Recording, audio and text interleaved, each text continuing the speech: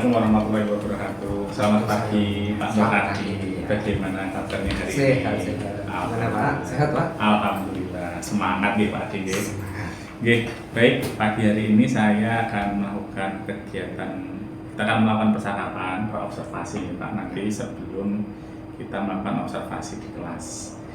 Untuk Pak Nur Hadi kira-kira kapan untuk mengajar di kelasnya? Yang bisa diobservasi besok Senin ya? Senin itu berarti tanggal 4 ya? Tanggal 4 November Ya, tanggal 4 November. Kelas rencana nanti kita kelas 13. Masalahnya sistem robotik. Ya, sistem robotik ya. Jadwal sesuai jadwal. Baik Pak Nur Hadi, nanti kita akan melakukan perbincangan sebentar terkait dengan persiapan Pak Nur Hadi untuk kegiatan nanti mengajar dan saya observasi di kelas. Ya. Untuk tujuan pembelajaran yang hendak dicapai kira-kira apa Pak Nur Hadi? Oke. Untuk materi besok itu untuk tujuan adalah pemahaman anak atau peserta didik mengenai input dan output dari PLC. Input output PLC. Serta itu nanti pembagiannya termasuk input yang seperti apa, yang outputnya seperti apa. Oke. Itu tujuannya nanti untuk berkaitan dengan input PLC seperti itu ya Pak Adi. Ya. Kemudian area pengembangan yang hendak dicapai kira-kira apa saja Pak Nur Hadi? Untuk jadi nanti area pengembangan yang jelas nanti siswa itu diharapkan untuk aktif untuk mencari informasi. Terus nanti juga metode pembelajaran yang digunakan yaitu melalui bentuk diskusi. Kemudian juga nanti anak untuk dilatih untuk istilahnya apa ya, percaya diri. Jadi mereka untuk berpresentasi. Kalau media yang digunakan kira-kira apa saja Pak? Media presentasi nanti saya bebaskan ke anak-anak, tapi dibayangkan nanti bisa berbeda-beda. Berarti ada diferensiasi produk ya Pak ya? Baik. Selanjutnya kira-kira strategi yang digunakan untuk pembelajaran nanti kira-kira apa saja Pak? Untuk strateginya jelas nanti kita ada kegiatan nanti karena kita juga bentuk kelompok. Nah, dalam kelompok ini kita nanti kelompoknya istilahnya heterogen ya, jadi tidak harus yang ini saja itu saja, tapi nanti bisa bercampur ya, tidak asal sendiri istilahnya mencari sendiri, tapi itu sudah bercampur dengan kemampuannya masing-masing. Selain itu juga nanti dalam menyampaikan materi kita menggunakan media berupa presentasi. Jadi ada materinya menggunakan PowerPoint nanti untuk yang istilahnya materi yang kita sampaikan ke siswa untuk materi pemahamannya ke arah input output dari PLC tersebut. Selain itu juga mengajak anak atau siswa untuk aktif dalam diskusi. Oke, berarti ada beberapa area yang dikembangkan melalui strategi diskusi kelompok dengan penggunaan beberapa media. Begitu Pak ya? Ya. Ada LKPD nanti Pak ya? LKPD ada. Oke, berarti ada LKPD-nya, kemudian diferensiasi produknya di lembar yang akan dipresentasikan. Ya.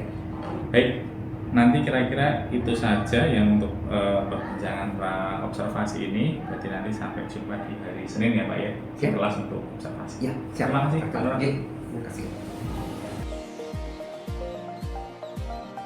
Assalamualaikum warahmatullahi wabarakatuh.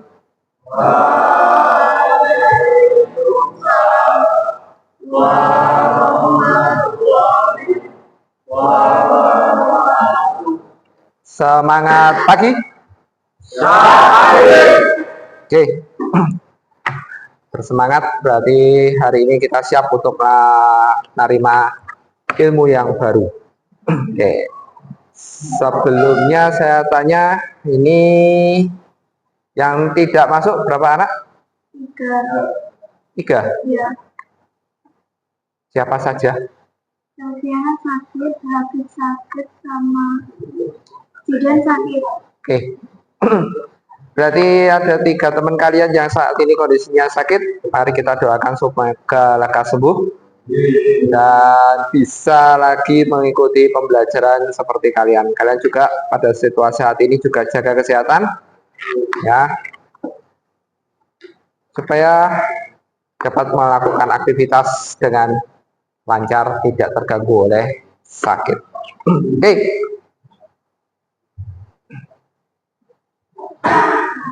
Hari ini, sebelum masuk ke materi, ada biar konsentrasi. Ada satu permainan. Permainannya apa? Clue-nya adalah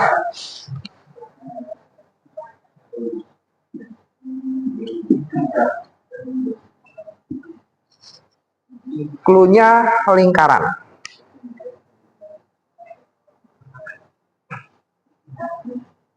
Ya, clue-nya lingkaran.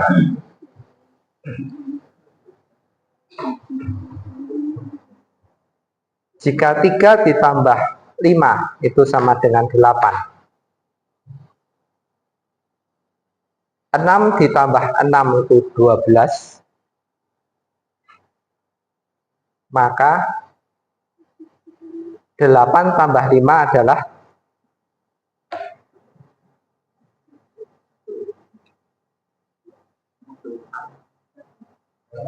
berapa? 1, betul.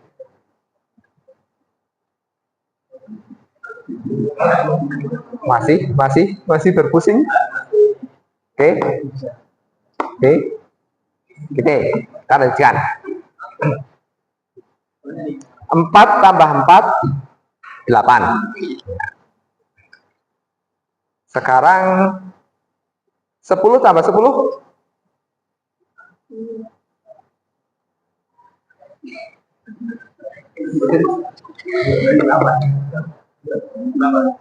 8. Kau bisa? Ayo. Oke, satu lagi. 10 tambah 10 tadi berapa? 8. Oke. Sekarang jika 11 tambah 6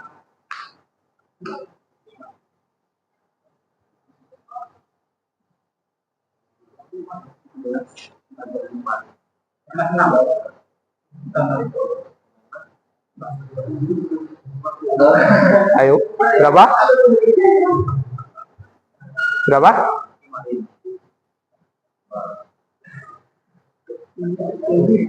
Oke, jawabannya 5. Kok iso? Oke, apa? Apa tadi? Kuncinya apa? Lingkaran. Ya. Yang digunakan adalah lingkaran jam. Yang digunakan adalah lingkaran pada jam. Ya. Oke. Itulah. Jadi konsentrasi kita permainan supaya nanti kita fresh dari pembelajaran semula ke pembelajaran yang baru, siap menerima.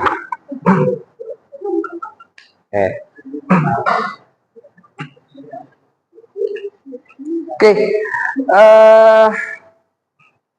Dari materi kita hari ini adalah sistem robotik. Kita akan mengenal salah satu komponen yang berkaitan dengan robotik. Robotik itu apa?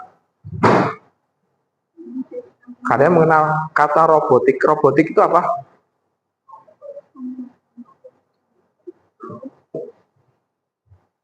Ada yang tahu robot itu apa?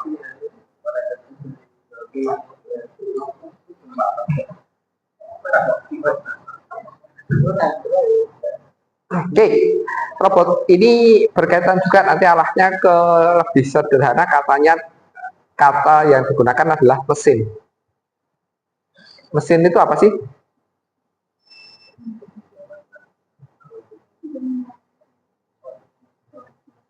Sesuatu yang menjalankan. Ada yang lain? Orang menciptakan mesin atau orang menggunakan mesin itu untuk apa? Oke, mempermudah kerja manusia. Termasuk juga robot. Robot itu lebih mempermudah lagi kerja manusia. Oke, itu adalah dasar prinsip dari sebuah kata robot. Nah, bagaimana robot itu tercipta?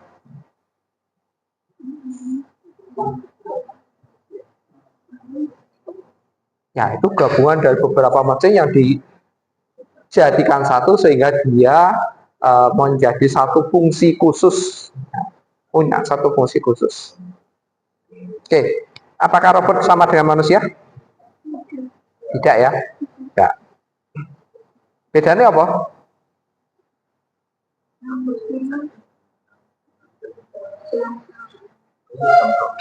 Ya, bedanya hanya di sistem memorinya. Kalau manusia itu berkembang. Berkembang apa? Cara berpikirnya berkembang. Sedangkan kalau robot, kalau tidak kita masukkan satu pola pikir, maka dia hanya bekerja yaitu, dan itu diulang lagi, dan itu diulang lagi. Oke, salah satu bagian dari robot, ya, kita masuk materi, yaitu sistem yang masuk adalah ke arah PLC.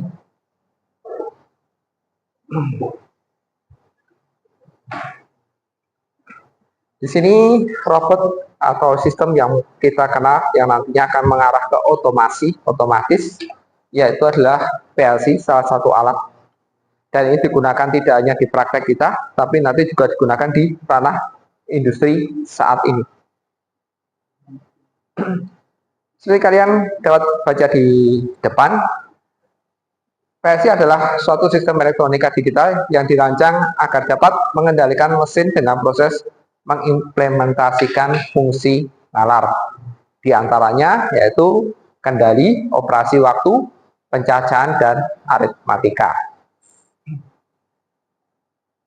Ini adalah satu bentuk alat. Dia punya kemampuan seperti ini.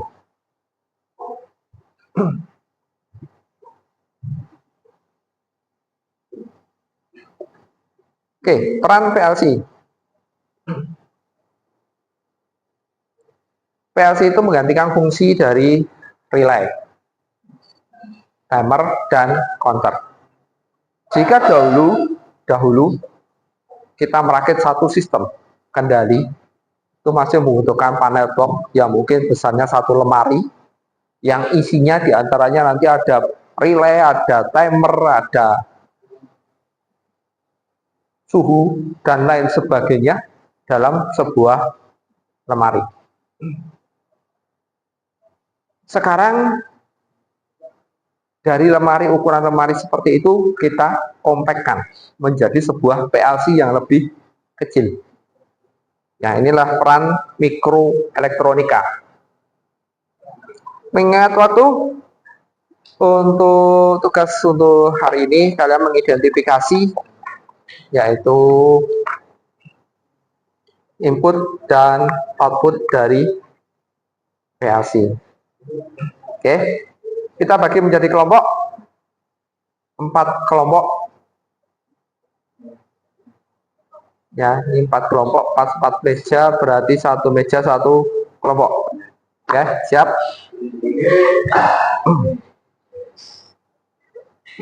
Oke, nanti didiskusikan dengan teman-teman satu kelompok apa saja yang mengenai tentang input dan output dari PLC. Bisa kalian lihat nanti di lembar LKPD yang sudah disiapkan.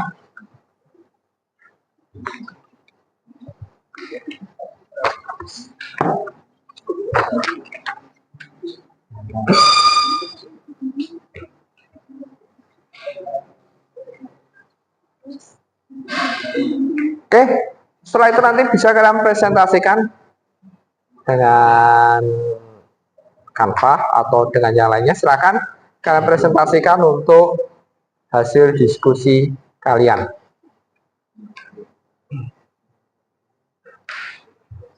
Dimohon untuk partisipasi setiap kelompok, ya, anggota kelompok nanti berpartisipasi, tidak hanya yang 1-2 saja yang bekerja, tapi semuanya berpartisipasi dalam menyelesaikan tugas. Oke, jika ada yang kurang jelas bisa ditanyakan selama sambil kalian berdiskusi untuk menyelesaikan tugas.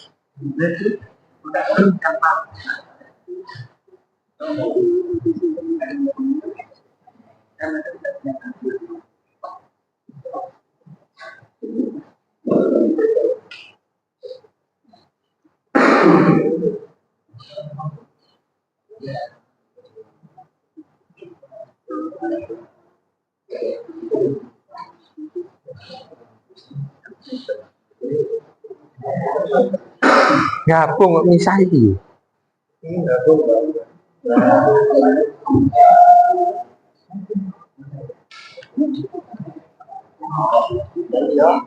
Ada itu dulu kelas 10 tahun sekarang. Terus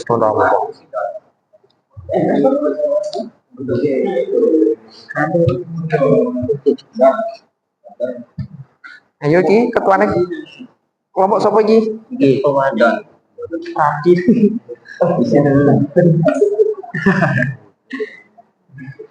Satu operator.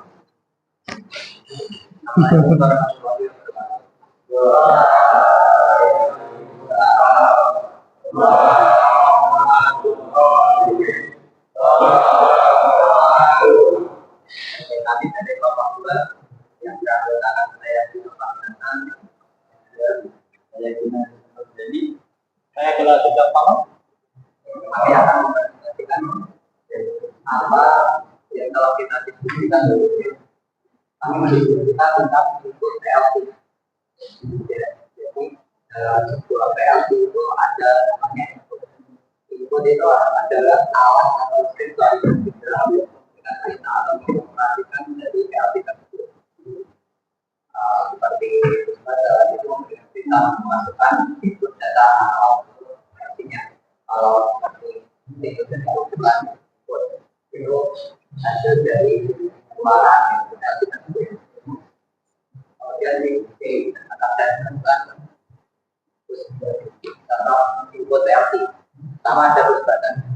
Input badan itu adalah untuk menghentikan suatu proses atau menjalankan suatu proses dari PLC tersebut.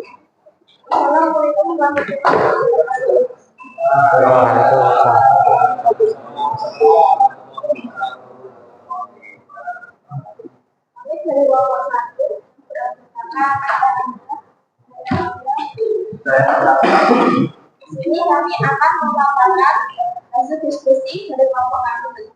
Ini kami akan melakukan Salah satu jadi operator. PLC adalah data atmosfer yang diterima oleh PLC dari berbagai sumber eksternal. Geser aja. Sinyal ini bisa berupa yang pertama, sinyal digital, misalnya tombol tekan, on atau off, sensor data, open atau close, atau switch. Dan yang kedua, misalnya suhu, tekanan, atau temperature yang diukur menggunakan sensor analog.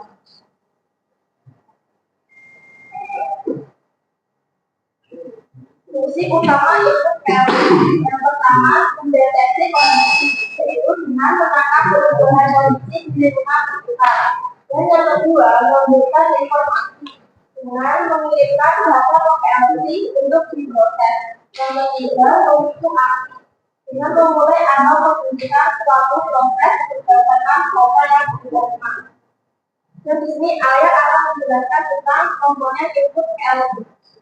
Untuk komponen input PLC yang pertama dan pembukaan ini digunakan sebagai input manual untuk mengirimkan sinyal on atau off ke PLC. Sebenarnya sering digunakan untuk memulai atau menghentikan proses.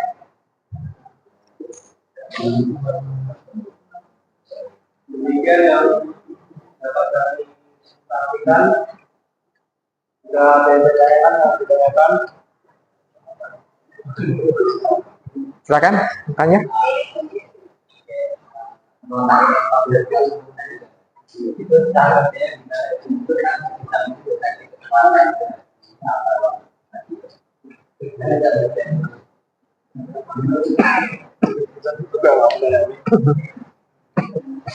Oke.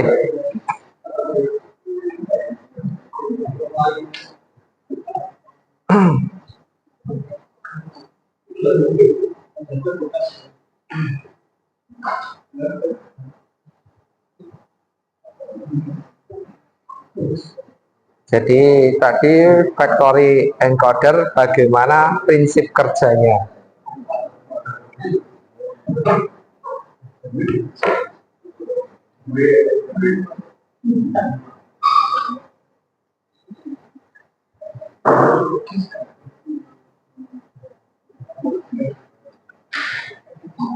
Oke, Mas Agus, terima kasih atas pertanyaannya.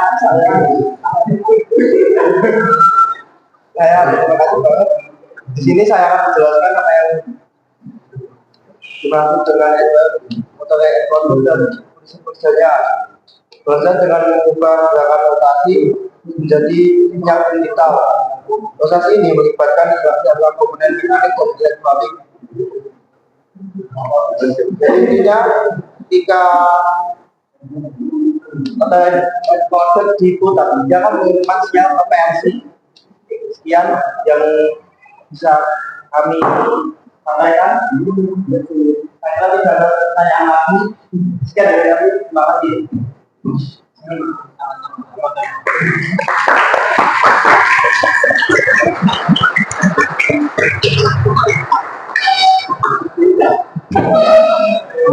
Oke,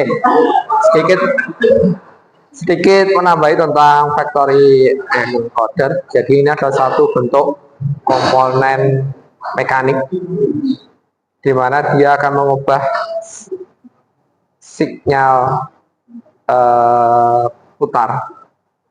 Jadi keputaran dari putaran ini akan diubah menjadi sebuah sinyal analog berupa putaran, diubah menjadi sebuah sinyal data digital yang nanti akan diolah hasilnya, mereka outputnya berupa data yang akan diolah oleh PLC. Oke, silakan Bapak. 3.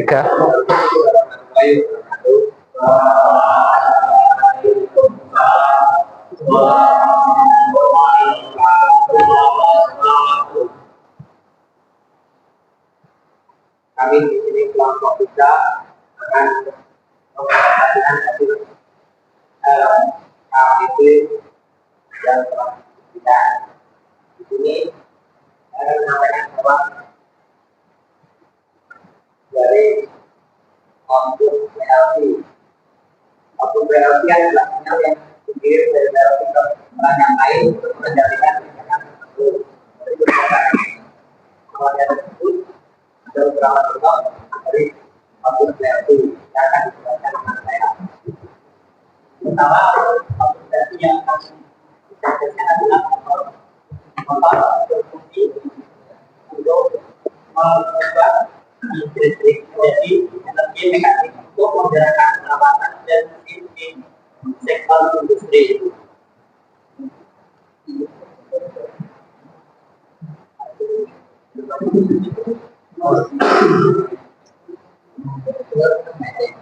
Magnetik adalah sistem yang menggunakan udara kompresif atau tekanan untuk menghasilkan tenaga mekanis.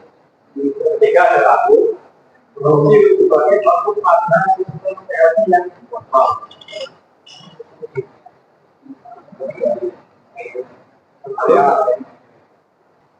Ada lagi pertanyaan?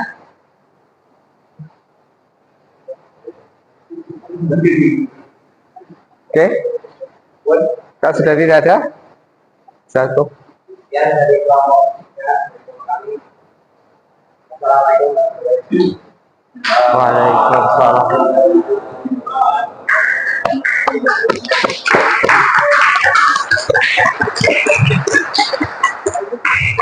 Oke. Waalaikumsalam warahmatullahi wabarakatuh.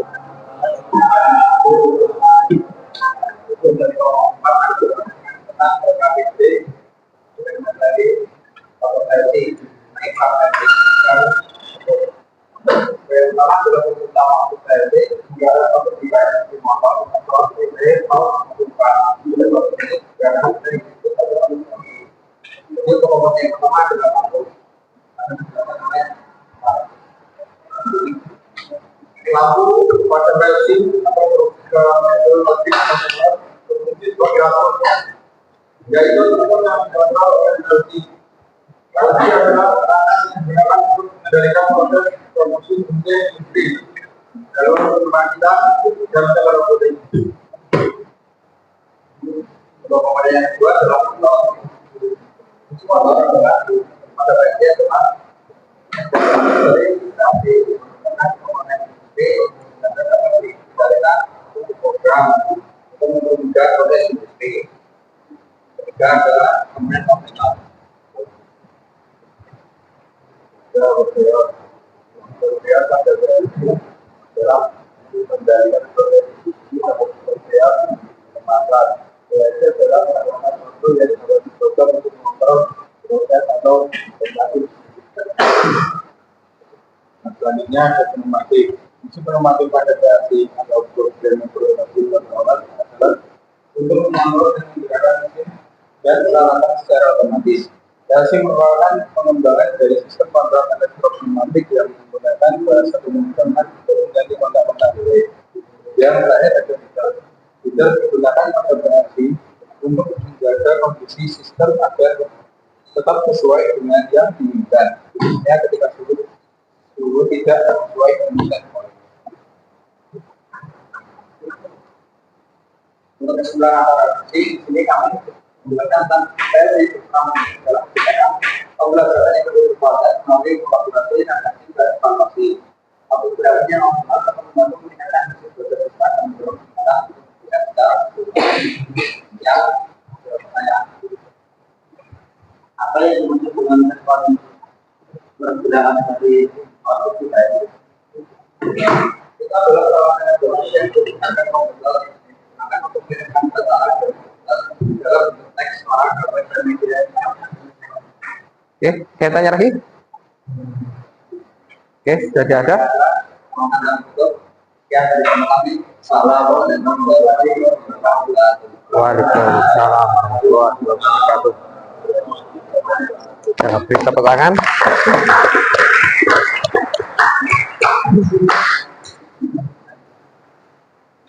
Oke, dari hasil presentasi ini kalian sudah bisa memahami apa itu input dan apa itu output dari PLC. Jadi di PLC kita mengenal beberapa bagian. Kalau tadi kita bisa inputnya ada push button, ada limit switch, ada sensor. Nah, dan itu digunakan di industri input-input tersebut. Sedangkan output, ya kita sudah tahu outputnya ada motor, ada lampu. Kalau lampu kebanyakan nanti ada sebagai indikator. Ada kita gunakan pneumatik juga, dan juga hal-hal lainnya, tambahan yang lainnya bisa berupa heater, pendingin dan sebagainya. Untuk conveyor itu adalah sistem kompleks dari penggunaan motor listrik.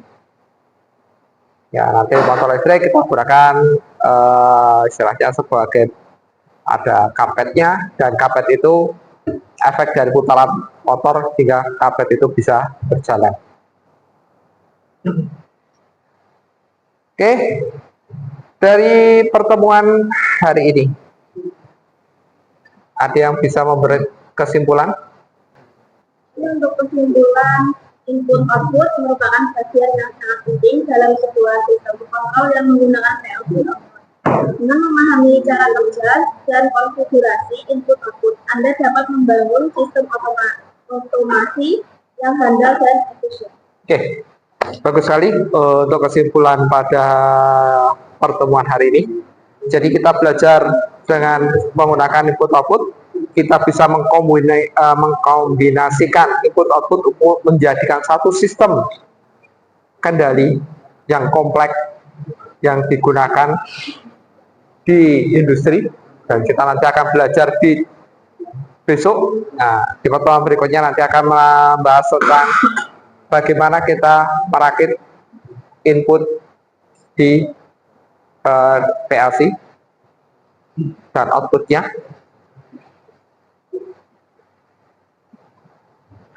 Jadi pemahaman kita hari ini adalah memahami apa itu input, apa itu output untuk PLC. Nah, ini nanti mohon dipelajari lagi, mohon disiapkan lagi. Dan untuk pertemuan yang akan datang nanti kita akan membahas tentang jenis outputnya beserta bagaimana kita mengkombinasikan di PLC. Jadi bagaimana PLC ini bisa mengaktifkan output tersebut.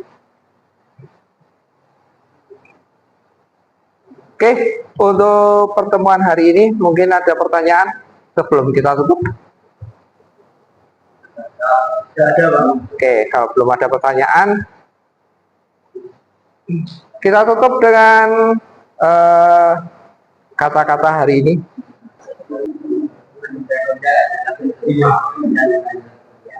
Ya, bagus. Menunda-nunda adalah mencuri waktu dan melanjutkan impian. Paham? Oke. Sebelum kita tutup, mari kita berdoa dulu. Salah satu yang doa.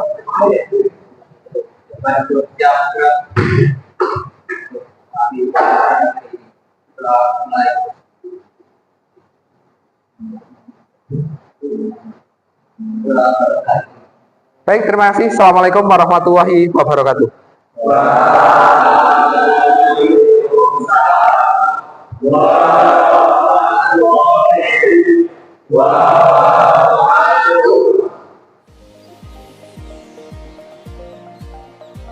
Assalamualaikum warahmatullahi wabarakatuh. Selamat pagi, salam hebat guru penggerak. Pagi hari ini saya Arif Wahidi, calon guru penggerak angkatan 11, ingin melakukan dialog pasca observasi. Dalam hal ini nanti bersama Bapak Nur Adi sebagai rekan sejawat yang saya observasi dan didampingi oleh Ibu PP, Ibu Dewi Rosnanda. Baik, saya akan memulai langsung untuk percakapan pasca observasi dengan Bapak Nur Adi. Selamat pagi Bapak Nur Adi. Selamat pagi. Bagaimana kabarnya hari ini? Sehat? Alhamdulillah sehat. Sehat. Solo, Jawa, mboten tadi malam hujan deras. Hujan deras, nggih. Tetap semangat Pak Adi walaupun jauh, nggih. Tetap berangkat dan tidak terlambat. Baik Pak Nur Adi, hari Senin kemarin kita sudah melakukan kegiatan observasi di kelas. Bagaimana Pak Nur Adi? Apa saja yang sudah dilakukan dalam pembelajaran kemarin? Beberapa hal kemarin sudah saya lakukan, diantaranya menjadikan bentuk kelompok untuk pembagian bentuk pembelajaran sehingga anak-anak lebih aktif dalam mencari informasi. Selain itu juga ada pembagian tugas yang istilahnya anak-anak berkreatif di situ, mencari informasi-informasi dan juga hasil yang bervariatif juga, terutama dari hasil untuk yang dipresentasikan. Di antaranya ada media presentasi yang berbeda-beda. Berdiferensiasi ya. Oke. Selanjutnya saya ingin menyampaikan hasil observasi pembelajaran di kelas kemarin di hari Senin tanggal 4 November di mata pelajaran sistem robotik. Dari beberapa catatan saya, aspek dan strategi pengembangan yang sudah dilakukan itu ada pembelajaran berdiferensiasi. Saya melihat ada diferensiasi produk, ada di situ siswa atau peserta didik sudah menghasilkan beberapa produk seperti PPT, kemudian video dan poster. Jadi sudah memenuhi untuk diferensiasi produk. Kemudian terdapat juga pembelajaran sosial emosional. Di situ ada saat pembukaan, Pak Nur Adi sudah mendoakan siswa yang tidak masuk karena sakit. Kemudian sudah juga mengajak siswa berkolaborasi melalui diskusi untuk memecahkan masalah yang florkan ke kelas. Dan yang terakhir itu ada melatih kepercayaan diri melalui presentasi. Betul nggak seperti itu Pak Adi? Nah, namun dari hasil observasi itu masih ada satu catatan yang mungkin nanti bisa menjadi bahan perbaikan Pak Nur Adi ke depan, yaitu saya melihat belum ada atau belum menyertakan asesmen. Betul Pak Adi? Betul. Okay. Nah, untuk kira-kira untuk pengembangan ke depan seperti apa Pak Adi untuk mata pelajaran yang dengan ampuh? Ya, untuk ke depan nanti untuk asesmen akan kita lakukan di kegiatan sebelum terakhir. Jadi nanti setelah kegiatan siswa nanti akan kita lakukan asesmen. Ya, mungkin akan menggunakan beberapa fasilitas teknologi yang sudah ada. Baik mungkin nanti bisa pakai Quizzes atau pakai Kahoot. Mungkin juga kita memanfaatkan teknologi yang biasa itu Google Form. Google Form. Jadi ya nanti kita share supaya nanti anak juga dengan ketentuan kita bisa lihat poin mereka dan kita bisa mengetahui seberapa kemampuan mereka. Kalau Google Form mungkin saya tidak asing Pak Nur Adi. Mungkin Pak Adi bisa menjelaskan yang mungkin saya belum pernah pakai itu Kahoot. Kalau Quizzes saya sudah pernah. Kalau Kahoot ini memang salah satu aplikasi ya nanti anak-anak akan kita buat dulu satu bentuk pertanyaan dan juga jawaban di situ. Kalau Kahoot nanti kita anak-anak nanti akan masuk melalui kode yang sudah ada yang kita buat. Dari kode itu nanti anak-anak akan masuk ke Kahoot-nya. Dari Kahoot mereka akan menjawab pertanyaan dengan timing. Ada beberapa waktu yang kita tentukan. Jadi umpamanya kita waktu menjawab hanya waktu membaca soal umpamanya 10 detik untuk menjawab 5 detik. Nah, nanti dari di situ akan kita ketahui berapa siswa yang menjawab benar, berapa siswa yang menjawab salah, dan nanti akan ada rekor terakhirnya kita tahu jumlah siswa siapa saja yang bisa menjawab pertanyaan dengan benar dengan umpamanya 80% yang benar berapa atau yang 100% berapa, yang hanya berapa mungkin di bawah 50% berapa, kita akan langsung rekap. Jadi di sini menerapkan teknologi untuk membantu dalam asesmen. Ya. Setelah nanti ada asesmennya kurang lebih digunakan untuk apa data-data dari asesmen itu Pak? Data asesmen ini memang penting. Salah satunya nanti sebagai indikator penyerapan materi terhadap siswa. Jadi siswa sendiri materinya sudah seberapa persen mereka menyerap materi tersebut. Ya, kalau kita mengetahui ternyata materi yang kita sampaikan masih sangat sedikit penyerapannya, berarti koreksi bagi kami untuk mengubah mungkin metode pembelajaran yang akan digunakan. Tapi kalau mungkin penyerapannya cukup banyak di atas istilahnya 80% ke atas, ya nanti kita akan ada metode yang mungkin lebih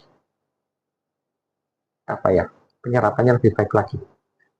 Oke, jadi sebagai tolak ukur pengembangan pembelajaran di depannya. Ya. Selain pengembangan asesmen menggunakan teknologi, apakah ada rencana pengembangan lain Pak untuk Kemungkinan pembelajaran? nanti produk hasil, jadi produk yang akan dihasilkan.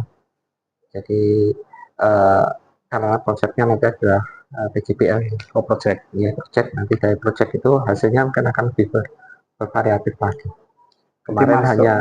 Kemarin kan hanya berupa apa namanya beberapa bentuk, yang mungkin nanti akan lebih bervariatif lagi. Jadi ini masuknya ke pengembangan pembelajaran, metode pembelajaran yang mungkin selama ini mungkin discovery learning ataupun yang lain nanti ke arah PJBL. Mengapa kok PJBL Pak? PJBL ini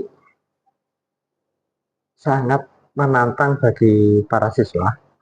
Jadi siswa ini menjadi satu tantangan dan mereka akan menjadi lebih intens dalam pembelajaran. Mereka akan tertantang untuk membuat satu atau menyelesaikan satu produk. Dan ini karakter anak-anak yang di sini seperti itu. Lebih tertarik kalau praktek langsung, ada produk yang dihasilkan seperti itu. Ada lagi mungkin aktivitas pengembangannya? Saya rasa cukup itu dulu. Oh ya, terima kasih Pak Nur Adi. Dalam catatan saya ada 2 aktivitas pengembangan yang akan dilaksanakan, yaitu pengembangan asesmen dan pengembangan metode pembelajaran. Kemudian dari kedua kegiatan aktivitas pengembangan itu kira-kira Pak Adi butuh dukungan seperti apa atau dari siapa saja Pak? Kalau dukungan jelas nanti dari rekan-rekan sejawat nanti, dan juga guru-guru yang lainnya, kita mohon bantuannya, termasuk nanti diskusi terutama untuk materi-materi dan juga produk-produk yang mungkin akan dihasilkan seperti apa yang menarik bagi siswa. Kemudian kira-kira waktu Pak, waktu pengembangan ini dimulai kapan? Kurang lebih nanti waktu, kalau pelaksanaan kurang lebih waktunya sudah 1 semester. Dimulai di semester depan? Ya, mulai semester depan. Saya kira itu untuk percakapan pasca observasi hari ini. Luar biasa apa yang sudah disampaikan Pak Nur Adi, baik kemarin di kelas ataupun rencana yang akan dikembangkan. Semoga apa yang menjadi rencana Pak Nur Adi bisa benar-benar terrealisasi dan tentu berdampak positif bagi murid kita bersama. Terima kasih Pak Nur Adi. Demikian percakapan pasca observasi saya bersama Pak Nur Adi, semoga bisa membawa manfaat. Terima kasih. Wassalamualaikum warahmatullahi wabarakatuh.